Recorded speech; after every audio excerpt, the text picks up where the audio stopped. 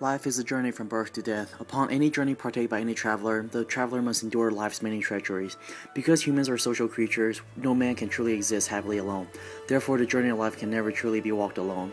In the approximate size of My Favorite Tumor by Sherman Alexie, the story follows a man named Jimmy Many Horses, who is diagnosed with terminal cancer and is facing death. In the story, he notoriously uses humor and sarcasm to address all of his problems in life, but the night of his death rendered his humor futile. Until the end, his company of loneliness is expelled by the returning of his wife. However, The White Horse by Bac Thuoc Nguyen offers an alternative experience. In the story, Mr. Nguyen is the only member of his family to immigrate to the United States. In order to survive the aimless and lonely life that he leads, Mr. Nguyen nonchalantly wanders into his memories to seek comfort. These reminiscences are his only way to battle his loneliness.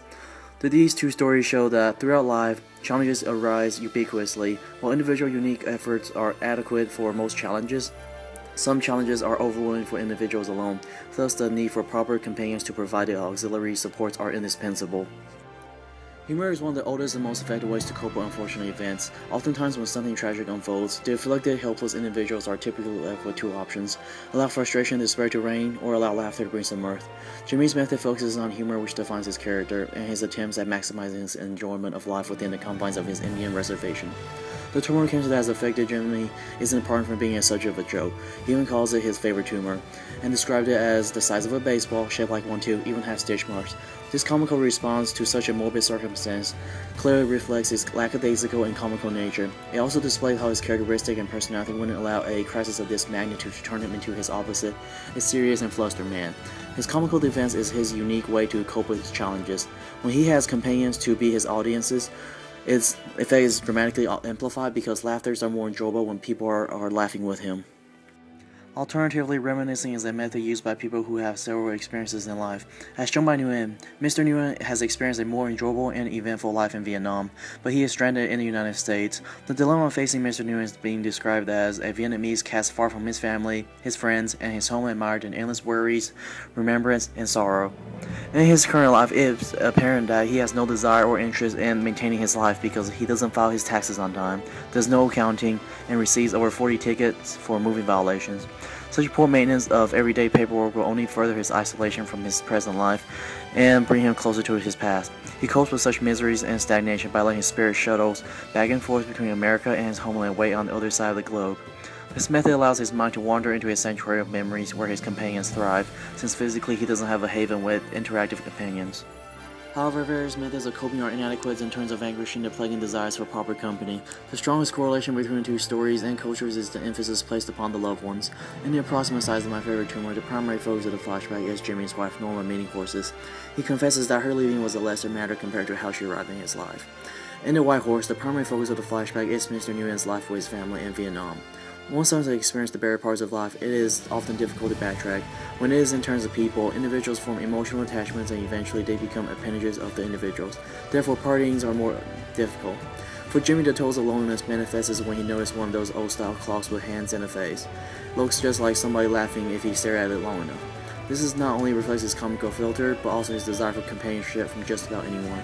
It is proven by him attempting to collect attention to dissipate his isolation by writing letters to his loved ones on special reservation stationery.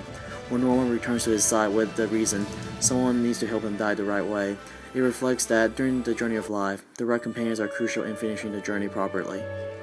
Furthermore, despite the grandeur of spiritual connections, natural behaviors will render physical connections necessary.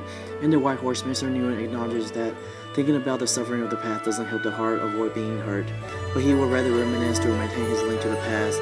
He didn't describe memory as a horse on an ephemeral path to express the limitations of memory due to the short span of the horse's path.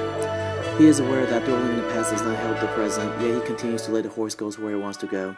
Therefore, Mr. Nguyen constantly daydreams about his old neighborhood. He cannot hold a physical contact with his past life. Indirectly, his family is with him in spirit and in his memories, but he physically satisfies his own mind by filling up a gift box to send home to his family, parents, brother, sister, wife, and kids. It is never revealed if Mr. Nguyen's family is still alive or not. Culturally, this may influence his actions. In Asian cultures, when someone dies, the person still receives material by placing items on his or her grave. In this sense, the dead is never forgotten, nor is the dead thing excluded from the rituals of the living. This way, even the dead can indirectly be a companion to the living.